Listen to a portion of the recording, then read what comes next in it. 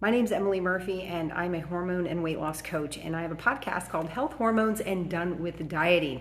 And as I looked back through my accounting last year, I had been podcasting for 3 months before I went into Adam's boot camp. And I realized that those were the 3 slowest months in my business. I was taking so much time to get my show off the ground and promoting it that I actually stopped making money in my business because my podcast was not supporting my business and I wasn't monetizing it. When I went through Adam's boot camp, he showed me to clearly outline my customer journey and help make my podcast part of my business funnel.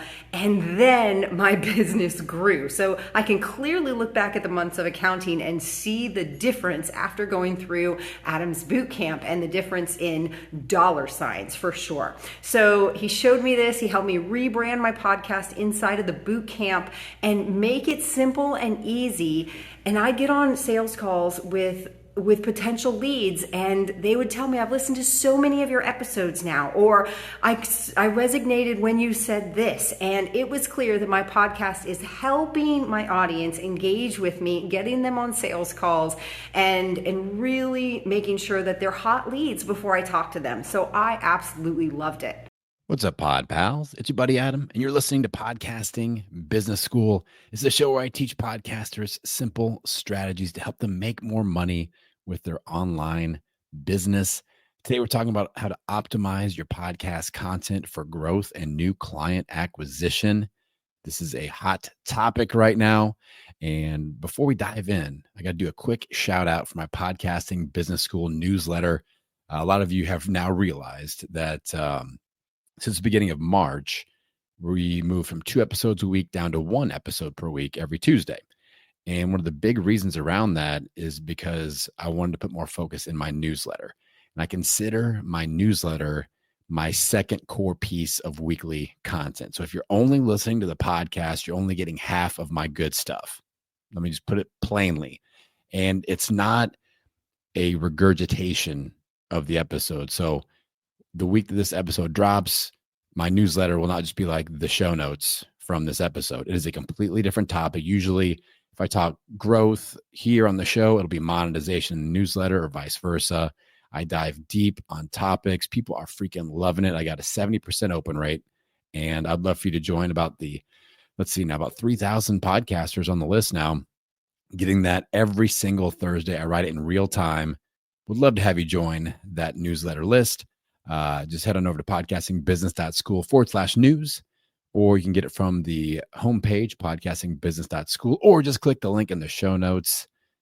Let's dive into this episode, Pod Pal. So we're talking optimizing your podcast content for growth and new client acquisition. And, we're talking about simplification a bunch this year. That is my thing. Less but better. Simplify so that we can therefore multiply. And I'm just on the social media streets preaching that. I'm preaching it here. I'm preaching it in my newsletter. And a big part of simplification is optimization of our efforts. We can't be out there wasting our time, because I see so many podcasters that burn out, and they're just burning out because they are so inefficient, and they're not seeing an ROI because they aren't checking the efficiency boxes of getting the right things done so that they can see an ROI, a return on their investment of time and money. And it's not your fault. That's the thing. That's why this show exists. I want you to be able to check the right boxes. Use this as a weekly checklist every Tuesday. Going, okay, you said to do this. This is our next 30-day experiment. We're going to implement these things that Adam talked about on today's episode. That's the way I want you to look at it. So today, we're going to really dial in and focus on optimizing your content. So when you're working, so hard to release weekly good stuff, I want that fully optimized. I want to make the best use of every piece of content that you put out on your show. And we're no longer going to be that person that's just cranking out content, like just treading water. I got an episode out. Whew, good. Got one out. I'm still podcasting. We have to move you off of that stance. I just crank it out weekly content. It's the best I can do right now. Let's start working towards a better step. All right. I know a lot of you are hustling. A lot of you like, I barely have enough time to get out a weekly episode, and I feel you, but we can still optimize. And this whole thought process of optimizing our content instead of just releasing content, this is a real key step in that transition from having a podcasting hobby into having a podcasting business. All right. And the mistake that I want to help you all avoid, that I see a lot, is that a lot of podcasters have business level goals, but they're putting in hobby level effort and strategy, and their mindset is still kind of in the hobby zone. I want to help you transition out of that. It's a really important lever that we have to pull, right? I know that may rub some of you the wrong way. All right. And maybe some of you are just like, this is totally a hobby. I don't care about making money. I don't care that much about growth. Then this episode probably isn't for you. Just keep having fun. Do it. This show isn't really for the hobby people. This is for people that want to love their show like a hobby, but they want to build it like a business. And we can have both. So today, we're going to talk about your content. And we're going to split up your content into 1/3 and 2/3. All right. And these are core topics. I've talked about like my 2/3 content rule. I talk about that a lot. So we're not going to dive super deep into that. But for those of you that are newer to the show, I know a lot of you, I've been really pushing my newsletter hard, like I said earlier, and a lot of people are finding me and discovering me via the newsletter. So this is a piece of content that's really, really important to my brand. It's something that it's really important to teach. And when I'm on Threads, I still have people daily that I'm diving into their conversations where they're going, do I have to do all these interviews? Like, if I want to start doing solo episodes, how many should I do? What's the rhythm look like? And I'm diving in there. I'm grabbing those people up going, let me show you the freaking way. So that's kind of what this episode's about today. So I think that 1/3 of your content should be interviews, but not just any interview. I'm going to define a strategic interview. That's 1/3. The other 2/3 should be solo episodes and or coaching style episodes. All right. And this is specifically if you are a service provider and you want to sell programs, products, and services, you want to get clients from your podcast. 2/3 and 1/3. 2/3 expert positioning with the solos and the coaching episodes. 1/3 with strategic interviews. So we're going to start off with the 2/3 first, because that's, like I said, if you've listened to my show for at least a month, you've heard me mention this probably twice already. But this is core to my philosophy.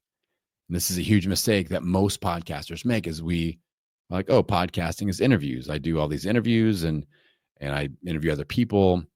But people come to me like, why? I think I'm doing it right. I've got over 100 episodes, spending all this time and money and effort into editing and videos and all this stuff, social media assets. I'm dancing around TikTok. Nobody's buying my stuff. Why is that? And the first question I ask, are you doing mainly or only interviews? When they say yes, I'm like, that's the problem. And it just hits them over the head like the frying pan of truth. Wham, right between the eyes. You are not the expert on your own show. That's why people aren't buying from you.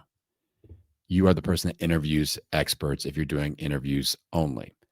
So we have to flip it and have more you positioned as the expert type of content than interview-based content. So that's why I like 2/3. You'll notice with this show, it's more like 3/4. All right. There was a period from like 2023 to 2024 where it was like probably 90% of my content. I think I did like 3 or 4 interviews per year. I've started to bring in at least one a month now. I like doing them. I like bringing that back. And you guys are enjoying those episodes too. So that's important, of course. So the 2/3 content rule for expert positioning states that 2/3 of your content should be the solos and the coaching style episodes. And again, we're solving that problem of we aren't converting listeners into paying clients. And with this strategy, we're also helping solve the problem of we are burning out from spending way too much time on long form interview content. Those interviews, they're at least 30 minutes. Most of them are an hour. Sometimes it's 90 minutes. Some people try to make these marathon 2 hour, 3 hour. The editing. Just the time spent recording is giant. If you take 60 or 75 minutes and do one interview, I could probably do 5 solo episodes, at least 3. All right. So we're getting a 3-to-1 ratio there of I get 3 episodes, you get 1 episode. If you're somebody that's struggling to get out weekly content, this is going to be a game changer for you. All right. So the solution is these 15 to 30-minute solo and coaching style episodes. All right. And again, we're going to position ourselves as the expert, and they're hugely time efficient. All right. I batch record 1 or 2 solo episodes a week now. So I'm always ahead. And now we're getting ready for like spring break, and I've got a live workshop I'm doing. So this episode will come out on April 1st. Happy April Fool's Day. I just realized that this episode just came out. I should have played an April Fool's joke on you. I don't know. Maybe I'll think of something here. Maybe I'll put like a weird intro in or something like that. Maybe I'll put like a really bad testimonial. I probably won't do that. That's not a good idea. Don't follow that strategy. It's not worth it. Maybe I'll play an April Fool's joke on social media. That's better. But so I'm recording this on March 11th. So I'm several weeks ahead, right? Because I got all these things, coming up that I'm going to take some breaks from recording. And this is how we don't burn out. I talk about this on the Threads app quite a bit, because there's a lot of people like, I got to take a break from recording content. And I'm like, yes, but don't take a break from releasing content. It's again, are you doing this as a hobby or are you doing this as a business? I'm a big fan of weekly content release, but weekly content release does not burn you out. Weekly content creation can potentially burn you out. You have to understand the difference, pod pals.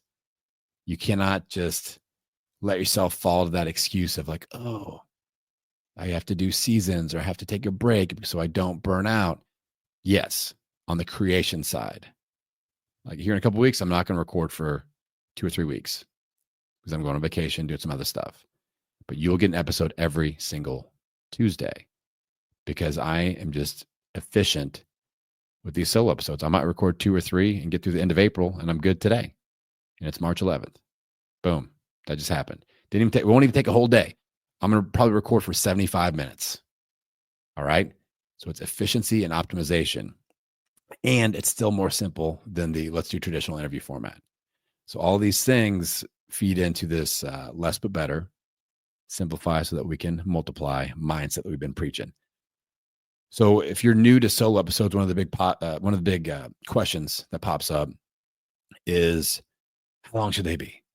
And my rule of thumb for content, any content, say what needs to be said and then stop recording. I don't care if it's 5 minutes, 11 minutes and 31 seconds. I don't care if it's 27 minutes. I don't care if it's 27 hours. All right. Usually a solo episode is going to end up in that 15 to 30 minute. With the coaching episodes, those I do recommend that 15 to 30 minute window. I do not recommend going over 30 minutes on a coaching episode, just because I feel like if you're coaching somebody for free for 30 minutes, they should actually probably be paying you. And that kind of helps limit you to not giving away the farm. Like you're going to give away a tremendous amount of value on a 30-minute coaching episode.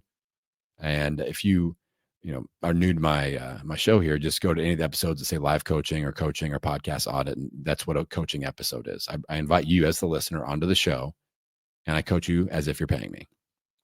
All right. So that's a coaching episode. Super efficient, super fun. For this solo episode, I think I spent 8 minutes putting a few notes together going, hey, let's cover this, and this, and we're good to go. All right. Super easy to edit, expertly positioned. And a lot of people get worried about their voice. I don't like my voice, or they just feel the pressure of being solo on the stage. And it's more about the education and the takeaways. I'm giving you all action steps, right? I've gotten better at my cadence and how I speak and delivering with energy. But if you just have like a moderate amount of energy and you can really deliver the education, people will keep showing up for your solos. Give them action steps. Go deep instead of wide. It will work. All right. So that's the 2/3 part of our content breakdown here. Let's go to the 1/3. This is something I don't talk about as much. People think I'm anti-interview. I'm not anti-interview. I'm anti-crappy interviews and crappy guests. All right. So the 1/3 strategic interview rule is the other part of our content plan here. And the big part of this rule is we absolutely have to stop accepting crappy guests from spammy podcast PR companies. I'll say it. I know we got some PR agents out there. I know some people do well and do it right. And there's a lot of people that teach people how to pitch to be on podcasts. And let me tell you, like if you email me and it's like, got a great guest suggestion for you, it goes, I don't even open it. It goes right to the spam box. Boom. That's my big get back. I'm like, all right, right to the spam box you go. I pick all my own guests. And I know a lot of you are newer and you're like, well, I'm afraid of running out of things to say. And you kind of have that fear. Just trust me. You'll never run out of things to say. You'll never run out of people to talk to. Trust me. All right. I'm going to give you some strategies. I'm going to give you that action step checklist to make sure you're getting really quality guests and they're going to serve you. So I need you all to repeat after me. I don't have to accept any guests from anyone that ever pitches me, whether it's in person, whether it's via email, whether it's a PR company, whether it's a famous person, whether it's your best friend. You do not ever have to say yes automatically. You can always say, if you want to, I recommend just being straight up with them. Be like, this isn't a good fit. Or I'm not taking guests right now. Or I don't have guests on my show. Or let me take a look at some of your content and let me see what this looks like. Let me see if I can find a fit. Those are different variations of saying no or not for now. Let's put a pin in this conversation, right? Something like that. But this is key. I've had clients that, they come into my world and they're like, at first you're like all excited about it, right? And I was too.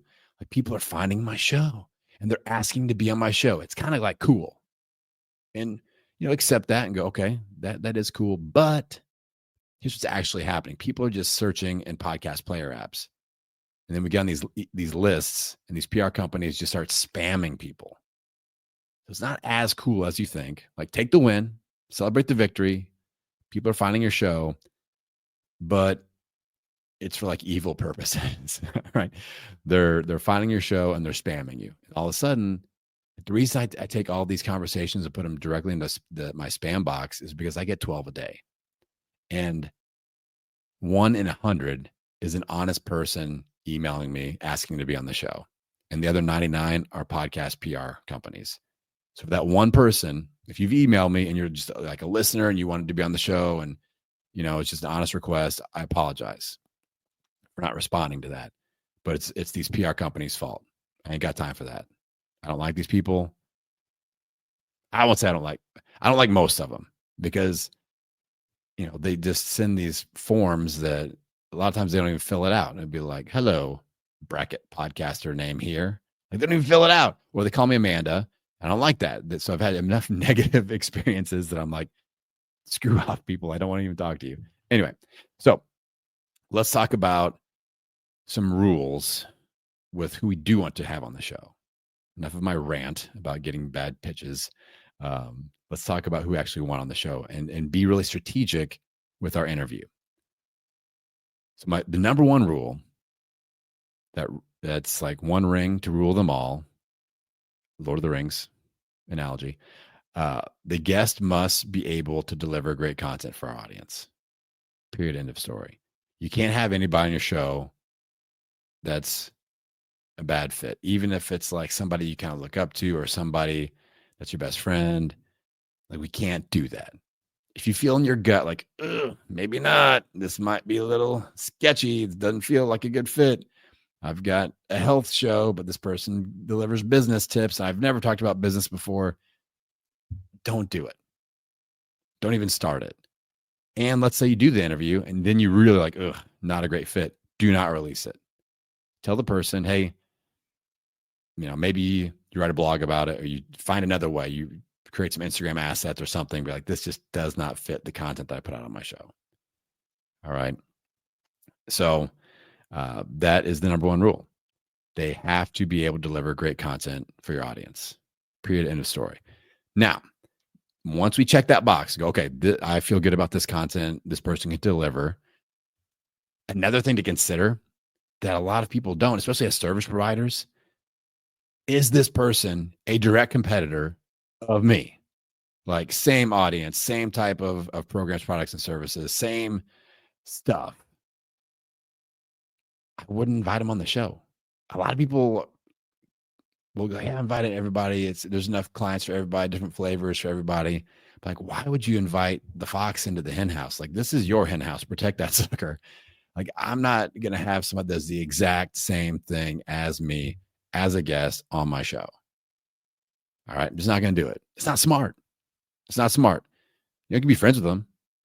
I'm friends with lots of people that do podcast coaching and help people launch and grow and monetize, all that stuff.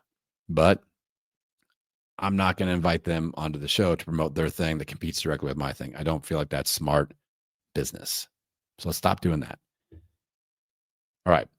So once we check those first initial boxes, they're going to deliver great content. They don't compete directly with me. Let's look into what we're looking for. We have to ask ourselves, by making this interview-based connection, what is potentially in it for me? Very few podcasters are doing this. It's like, oh, great content. Boom, let's go. This extra step is the optimization that I'm looking for today. This is the key step. So I'll repeat it. We have to ask ourselves, by making this podcast interview connection, what is potentially in it for me? The what's potentially in it for me factor is really important. Examples. I could potentially be a guest on their podcast. That's a great one. I could potentially do some sort of email list promotion swap, like a newsletter promotion swap. I'm doing a bunch of those. That's a great outcome. Or I could potentially do some sort of like social media promo swap or live stream. Those are three great outcomes. If you can get all three, that's a home run guess. That's an automatic yes. But even just one of the, and here's the thing. The word potentially is attached to all three of those. We may get zero. We can't go in with the expectation. And I will never invite somebody on the show and go, hey, here's the deal. If you're coming on the show, I have to be on your show as well. Or if you're coming on my show, we have to do an email list promo swap. I don't do that. You can. Personally, I don't do that. All right, I play the long game. I've had a lot more success of just inviting and then making friends. And then I really follow up well and I'm very strategic with these three check boxes. And in fact, here's a pro tip. You could do this right now and this will help you with this strategy. So when somebody signs up to be a guest on my show, I have, an intake form like everybody, but I mention my collaboration strategies. I'm like, hey, once we do this interview, I would love to further collaborate. Check any of these options that you are even moderately interested in. One of them would be like, I'd like to have Adam on my show. Another one would be like, I'm interested in doing a newsletter promo swap. I'm interested in doing a live stream. And there's a box that says, pump your brakes, bro. Let's just do the interview and see how it goes. And that's okay too. But when somebody checks the box of, I'm interested in doing an email list promo swap, I'm going to follow up about that. Or at the end of the interview, like, hey, when you sign up, you mentioned this. Here's what that might look like. I would love to do that. Or you mentioned potentially looking at me having a guest on your show. What type of guests are you looking for right now? Like here's the topics that I really cover. So we kind of bring that up. So it's a natural and easy way. Hey, you check this box. Let's talk about it real quick before we sign off. Maybe get something on the books, get something scheduled, or get another appointment to talk about that on the books. All right. So we have to be willing to be just a little bit selfish and go, what is in it for me with this interview? Potentially. And we have to be okay with just having that first box checked off of this person just delivered great content for my audience. And these other things are bonuses, but that's what we're hoping for. And here's the real key thing. We don't invite guests on that the potential for any of these three things, being a guest on their show, email list promo swap, social media swap, there's like zero chance of that happening. I'm not going to invite them on the show. Example, like somebody that's super cool and fancy and famous, giant audience, giant show. Like I'm not even talking to them in the invite. I'm talking to like their handlers and their minions and stuff. I'm like, okay, this isn't a good idea because there's no way the what's in it for me factor is going to happen. I may still go through the interview if I just want to be connected to them for an hour, and that's kind of cool for me. And that's a what's in it for me, but it's not, ideal. That's not optimized like what we're talking about today. So The next logical question that my highly intelligent podcasting business school listeners will ask is, how in the heck do we do this? Like, let's talk about getting guests on. Where are we finding these people? All right. I mean, you'll find them at events, and you'll find them just by like podcasts that you listen to. And then, oh, I like that person. I'd love to have them on my show.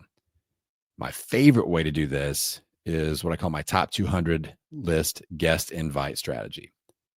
So all you do, you go to Apple Podcasts, you go to Spotify, you go to your category, like mine's entrepreneurship, and I look at the top 200. And I usually start kind of in the back 100 list. And I'll peruse through some of those shows, and I'll go, all right, who would be a good fit for a guest? Checking all those boxes. They don't compete with me. Great content, great delivery for my audience. We already know they have a show, and they have a top 200 ranked show. Bonus. They're doing something. All right. I'll go peek at their social media. I'll go at their website. Like if they're doing opt-ins and lead magnets, I'm like, okay, they probably got a good list. Social media, they got 4,000 people on Instagram or something like that. All right, cool. They got a little bit of audience there. This is a great candidate. I'm going to listen to their show, confirm their content is good, and then I'm sending the invite to them. All right. And when I invite first, right? I've been a guest on, if I had to guess, probably 500 podcasts since 2015, maybe even closer to 1,000. I've never asked to be on anyone's podcast, ever. I've never asked them. I use this invite first strategy. I make friends. Now I'm setting it up with that collaboration checkbox. And if they go, hey, I'm potentially interested in having you on my show, they check that checkbox. I will go, hey, check this thing. Not a big deal. I don't want to put you on the hot seat right now, but here's what I could talk about if you were to invite me on your show. But I never send an email going, I'm a great person that you should have on your show. You know, the spammy email subject line. I don't do that. I've never done that because that's weird. That just makes me feel weird. I'm not good at that stuff. So I invite, in this top 200 list strategy, I'm telling you, you're getting attached to people that have ranked shows. Ranked shows are doing something. They don't have 4 listeners. All right. They're doing something to get ranked.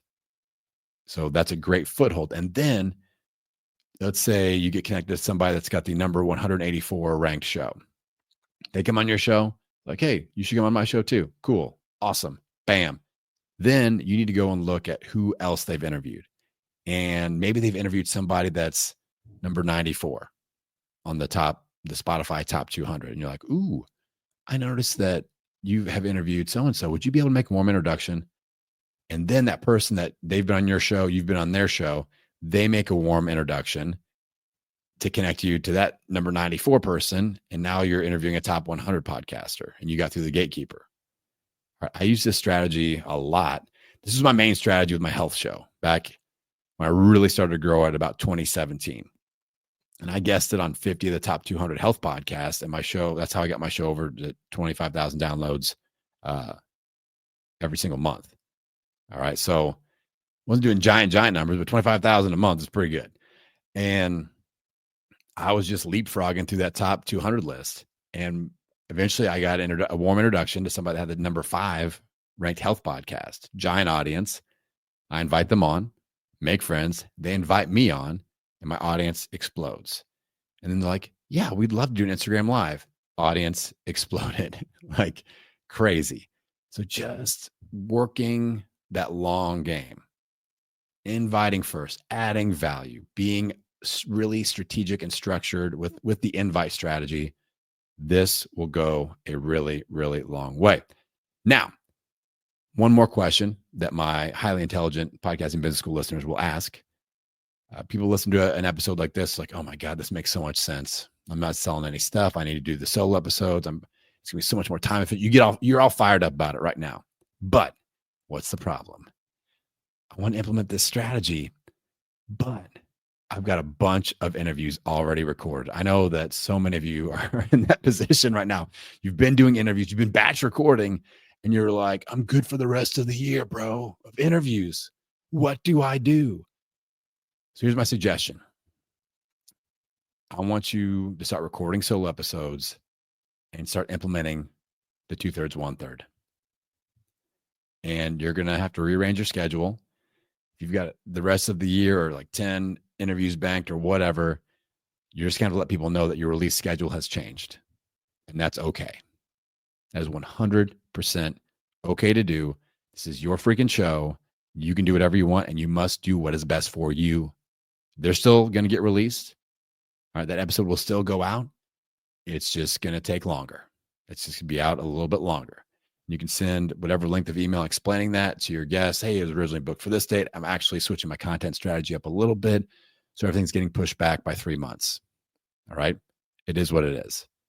Do not wait until you get through all of the interviews to start releasing solo episodes. All right. Implement this strategy ASAP and fold the interviews that you've already done into the mix. And if some of them are like, ooh, this doesn't check any of those boxes, or maybe one of them is like a competitor, you got to make a tough call. You can release that. You can put it off a little bit. If you don't release it, you got to tell them. I think that's the right thing to do. But you can start doing strategic interviews right away as well. You can start doing these reach outs, and then maybe like you 2/3. So one, you do 2 solo episodes, and then you put an older interview out that you've already recorded. And then you do 2 more solo episodes or 2 coaching episodes. And the next one's a fresh strategic interview. So you can start folding those in earlier as well. If you get a really good one, fold it in. All right. If you get a really great connection, move them to the top of the list. I had a client that was asking about this last week. And she's like, this person's like a top 5 ranked podcaster in my niche, but I've got all these other interviews pre-recorded and banked and all this stuff. I'm like, it doesn't matter. Put them up and get that episode out as soon as possible. Get it out next week if you can. Really build on that connection. Well, they still remember who you are. You just did the interview. They're all fired up about it. Get it out there and go, hey, let's go live on Instagram and let's answer some questions in my audience once this episode is live.